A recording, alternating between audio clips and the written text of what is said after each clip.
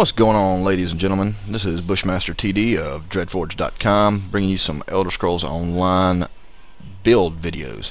First video in this series is going to be my 1 through 18 Dragonite tank build. Alright, so let's get down to the nuts and bolts of this thing. Alright, got my stats pretty much spread out a little bit. 5 in stamina, 10 in health, 2 in magicka. My armor is currently overcharged at 689, but that's no problem right now. Boon I'm using right now is the tower, which increases my max stamina as soon as I find the one for magicka, because that seems to be the big problem with my build at the moment, is running out of magic too quick. Anyway, let's go into your skill lines. In Ardent Flame, the only ones I took was Empowering Chains, which is your pull. You just got it to where it has a little bit more range, and I'm running Standard of Might. That's the only thing I'm planning on taking right now in Ardent Flame, because none of this right now is really going to really synergize with what I'm trying to do. This is basically a dungeon tanking video. The main skill line you're going to use is going to be Draconic Power. You're going to take Razor Armor, which you can increase your armor and all that fun stuff, and your armor bonus is increased by 25% when you morph it for the first 2.8 seconds, which is really nice. I take Choking Talons to reduce damage on enemies, and it also immobilizes, so you can use your CC to the benefit of your party in dungeons. Other one I use is Dragon Blood. Heals for 32% of missing health and increases your health regeneration. So you got a little self-heal, so if your healer kind of misses a cast on you, or you take a hefty bit of burst damage, you'll be able to mitigate that pretty good. Alright, for the passives, I took 2 in Iron Skin, which you can block an additional 10%. Burning Heart, increased healing received with a dragon ability as active. And Elder Dragon, increased health regeneration by 2% per ability slotted. So that's pretty good stuff.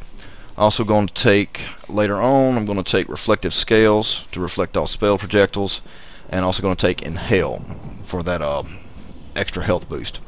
Earthen Heart, didn't take anything, but thought about taking Magma Armor, but I just don't know yet.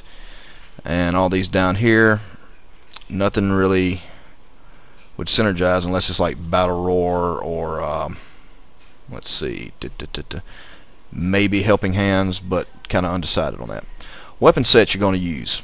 Right now all I focus on is one hand and shield. Took Puncture up to Ransack, where you can increase your armor by 180 for 12 seconds. Makes you a little bit beefier. May take Shield Charge, don't really know yet. Power Bash. Power Bash seems like it'd be pretty good for this also, just for the stun and for the disorient for 8 seconds afterwards. Alright, for your passives, basically going to max out everything. Fortress right now is 1 of 2. Sword and Board is 2 of 2. Deadly Bash is 1 of 2, but I'm planning on maxing everything out. For armor, running Heavy Armor, going to max all of that out also, just to make myself a little bit more survivable. World, I'm not going to touch any of the soul magic. Guild, the only thing I'm looking at in Guild is going to be Inner Fire for that extra taunt.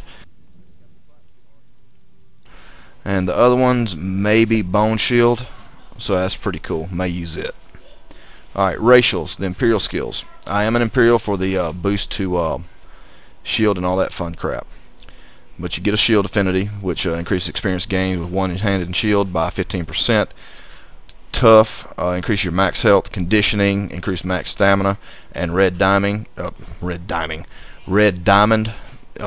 any melee attack has a chance to restore 16 health. So that's going to be pretty cool.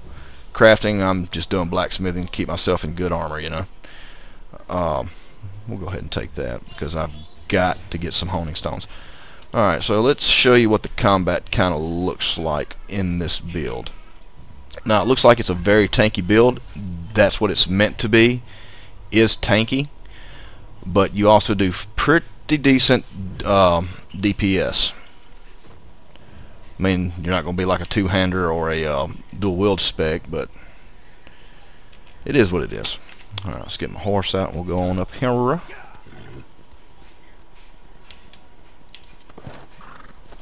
Yeah, I'll have to go over to this road. So far the game's been a lot of fun. One tip I can give you if you plan on rolling a main tank, forget about trying to hold all the mobs, because it's really hard to do, especially without AoEs. But anyway, here we go. Just run in, talons, fire armor. Be sure to block to stun, hit them with a power attack.